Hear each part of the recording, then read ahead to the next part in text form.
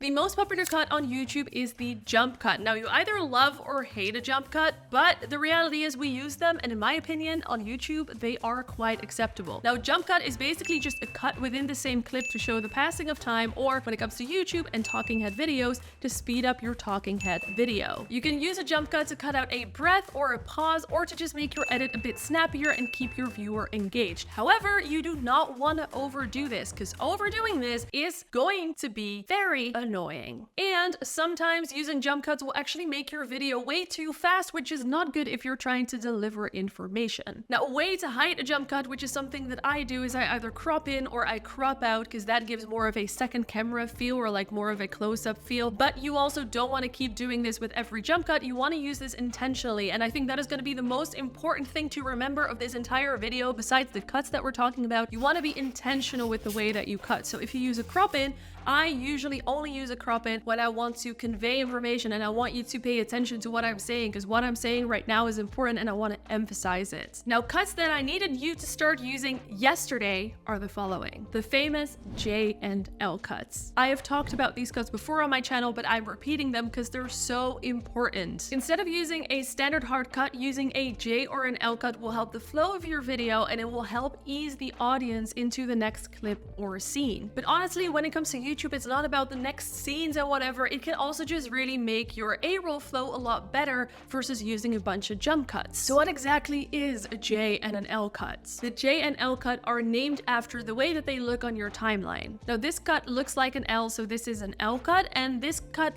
looks sort of like a J, so this is a J cut. Let's look at some examples. Okay. Certain aspects of the city deal with flooding better than others. As you can see in this example, he's using the sound of the siren and he keeps it going for a little while longer, even though he's already introduced the next clip. This is an L cut. Now let's look at one more example. These are actually fucking cool. Wait, these are kind of good.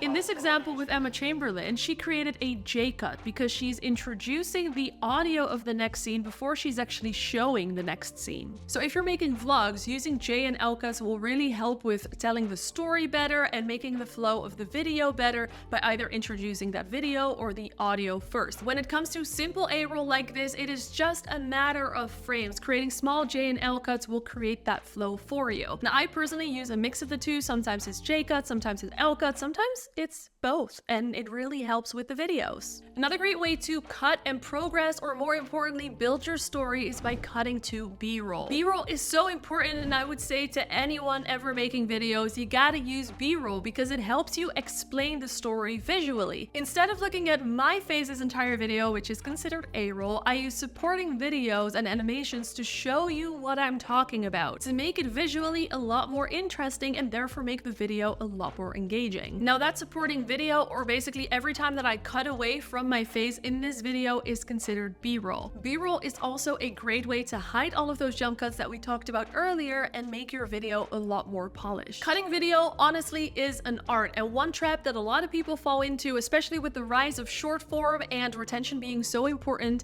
is overcutting. Creators tend to overcut to optimize for the algorithm and optimize for retention, but are you really optimizing? No.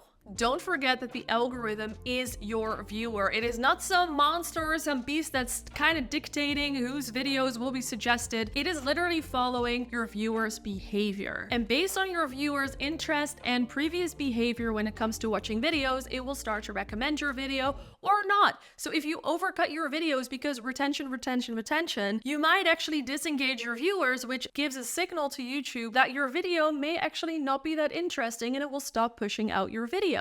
Instead, if you really want to optimize your videos for YouTube, you want to cut carefully and, more importantly, listen to your intuition. Theory and editing formulas, yes, they're so important, but they will only take you so far. So you want to take that information and then listen to your intuition, and maybe that means sometimes leaving in a few frames. Don't be scared to leave in a few frames, to leave in scenes that feel right and really help tell the story in your video, even though if you look at retention, you might want to cut them out. This might actually boost retention. Who knows? It's all about your intuition. Don't just cut things out for the sake of cutting things out. be intentional with your cuts. Speaking of optimizing videos, when it comes to cutting and editing videos, there's one technique that is often forgotten, but this technique is so important and really helps you elevate your edit. It may actually be way more impactful than the cuts that I talked about in this video, so you're gonna want to watch this video right here to learn all about it.